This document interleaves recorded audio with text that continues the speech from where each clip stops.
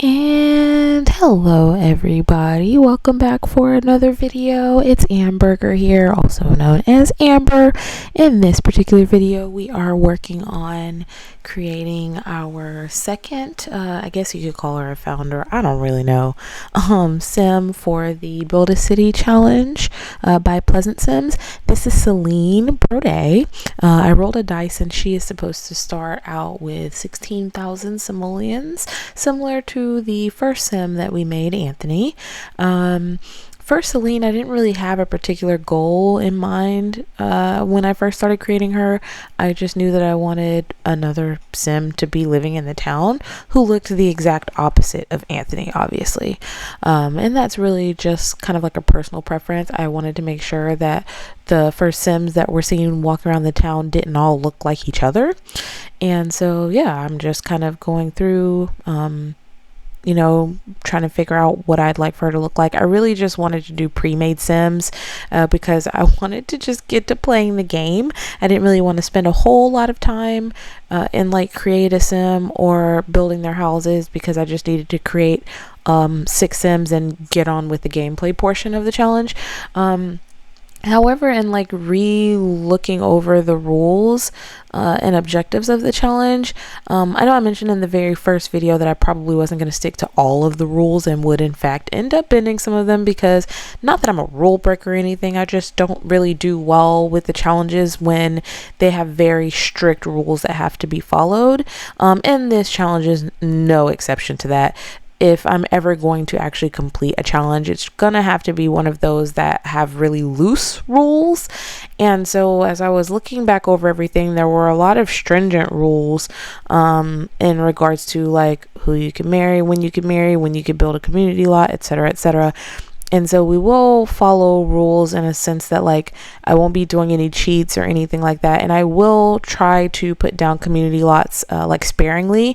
I'm thinking I might put down one every 2 sim weeks or something like that. I think we're going to start with a grocery store, to be honest, just because it seems the most practical. And then from there, we'll kind of decide what we want to put down next. So as you can see here, I made Celine a romance sim.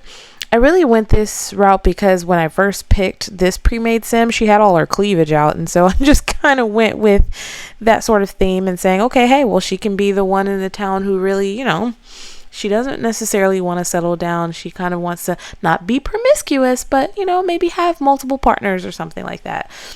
I also decided, since the very first male sim had a dog, I would give her a cat. So this is Critter, and that's her cat. So as you can see here, we're done making her and her little kitty. Oh, they're so cute. And next we're going to move on to actually making a house for them. So going into creating this house, I kind of found inspiration from a house that was on Google that I really liked. Sims 2 building, yep, she's not my favorite. So I definitely needed some help in trying to figure out what I wanted her house to look like. I wanted it to be something that was kind of like stylish, but also something that would have some space, because obviously the whole point of this challenge is to build a city. That means she will at some point have to reproduce.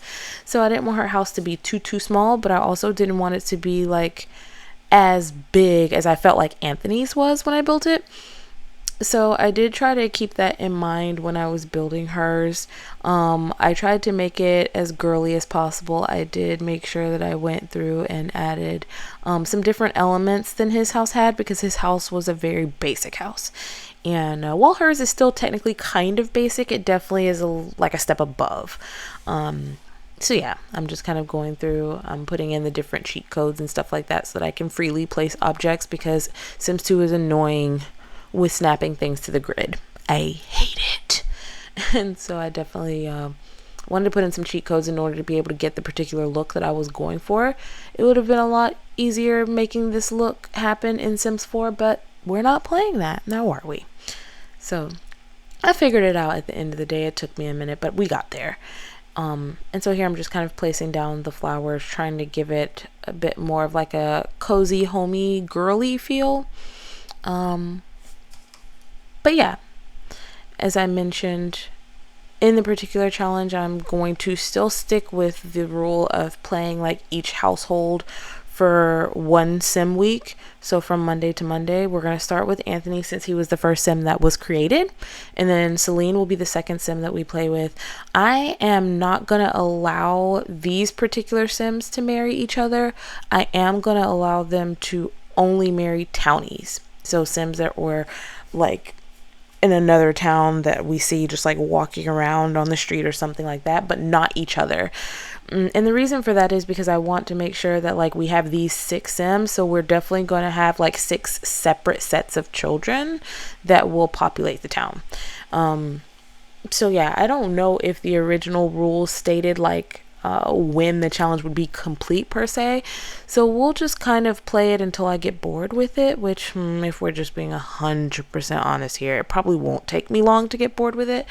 But I like the idea of doing a rotational style gameplay because, as I mentioned earlier, it's not really something that I've done, and I've been a Sims player for a long time. Rotational style gameplay is just never something that I've done, so I'm curious to see like if I like it.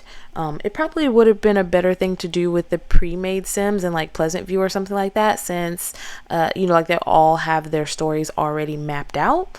But we're gonna do it with these sims because I created them and I like them more. Okay.